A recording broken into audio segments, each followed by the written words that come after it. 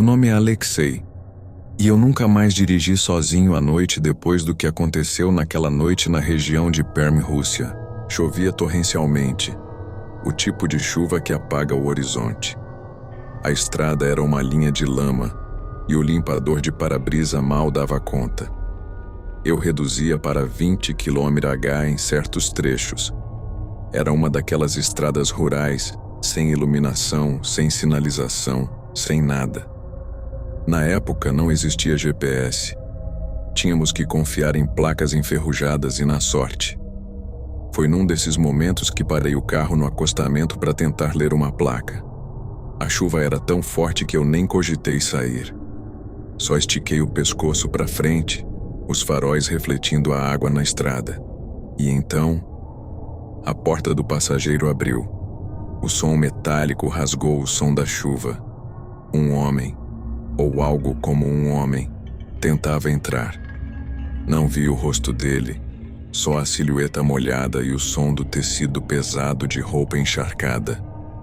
Ele não disse nada, só empurrou. Meu cérebro apagou. Eu comecei a gritar. Pisei no acelerador com o coração martelando no peito. A porta ficou semi-aberta, batendo com o vento, e eu só acelerava, gritando feito um louco, enquanto a estrada se tornava um borrão de lama e água. Quando finalmente reduzi a velocidade, fechei a porta num impulso e segui viagem com as mãos tremendo. Não vi nada no retrovisor, mas por quilômetros eu jurava ouvir o som da porta abrindo e fechando, de novo e de novo, mesmo com ela trancada. Cheguei ao destino horas depois. Não contei a ninguém. Mas hoje, 12 anos depois, ainda tenho pesadelos com aquele som de metal abrindo devagar no meio da chuva. E toda vez que chove forte, juro que ouço alguém puxando a maçaneta do passageiro.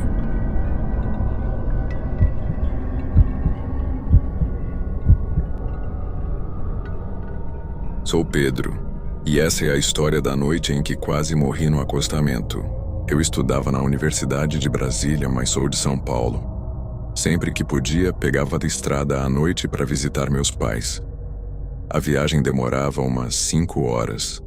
E como eu odiava trânsito, costumava sair tarde, tipo 11 da noite. Naquela noite, minha mãe me ligou com uma voz trêmula. Meu avô estava no hospital. Ela queria que eu fosse vê-lo.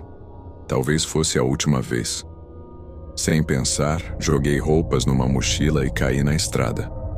Algumas horas depois, parei num posto de gasolina no interior de Minas. Um lugar que eu já conhecia sempre fazia uma pausa ali. Era uma daquelas paradas meio esquecidas, com só uma bomba de combustível, uma vendinha fechada e um banheiro sujo com luz fluorescente piscando. Saí do carro, fui guardar minha arma no porta-luvas. Eu tinha porte, mas São Paulo não permitia atravessar armado. Enquanto desmontava a pistola, senti um arrepio, como se o ar tivesse mudado. O vento parou. O som da chuva sumiu. Assim que fechei a porta, alguém me agarrou por trás. Não foi um susto leve. Foi um abraço de força, sufocante, desesperado.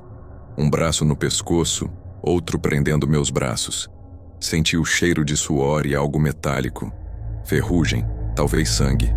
Gritei. Gritei tanto que minha garganta queimou. Mas não havia ninguém, nenhum carro, nenhuma alma viva naquele posto. Lutei o quanto pude, mas o cara era mais forte. Tentei chutá-lo, mordê-lo, qualquer coisa. Ele só apertava mais, e eu comecei a perder o ar.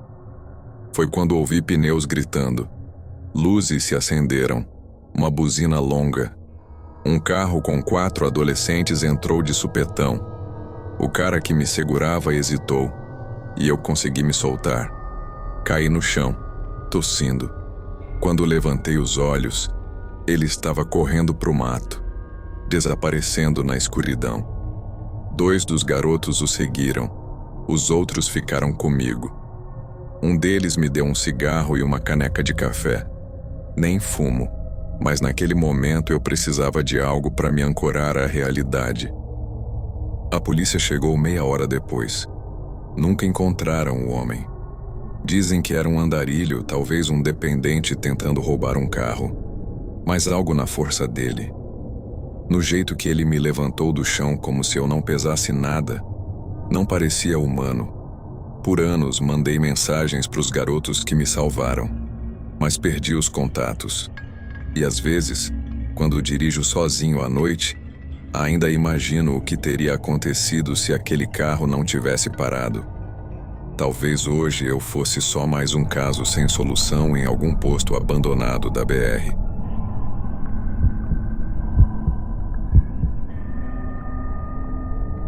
Eu não conheci Leah Roberts pessoalmente, mas sou repórter e a história dela me persegue há anos.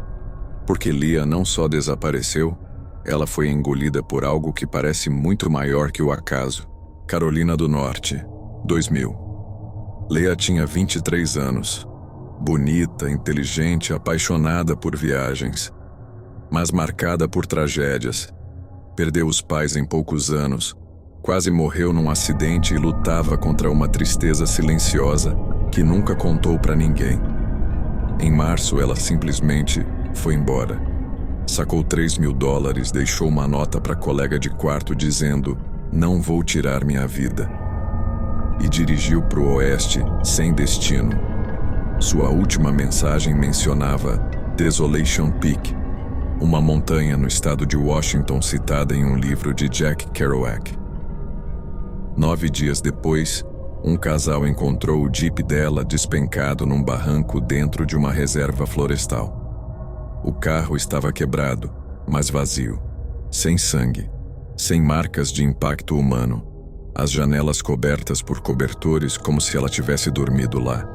Dentro, havia $2.500 escondidos no bolso de uma calça, comida, um anel da mãe e um bilhete que ninguém nunca decifrou por completo. Os cães farejadores rastrearam por quilômetros e depois, nada. Nenhum vestígio. As autoridades disseram que Leah deve ter tentado pedir ajuda. Mas os avistamentos que vieram depois foram piores. Dias após o desaparecimento, um homem disse ter visto uma mulher igual a Leah num posto de gasolina texaco, descalça, com roupas molhadas, dizendo que não sabia quem era. Antes que ele chamasse ajuda, ela entrou num táxi e desapareceu. Outras pessoas afirmam ter visto Leah em cafeterias, estações de trem, caminhando sozinha em estradas secundárias. Todas descreviam o mesmo olhar, fixo, distante, como se algo dentro dela tivesse se desligado. Hoje, 25 anos depois, o caso de Leah Roberts continua sem solução. Mas há detalhes que nunca foram divulgados oficialmente e que eu descobri ao investigar.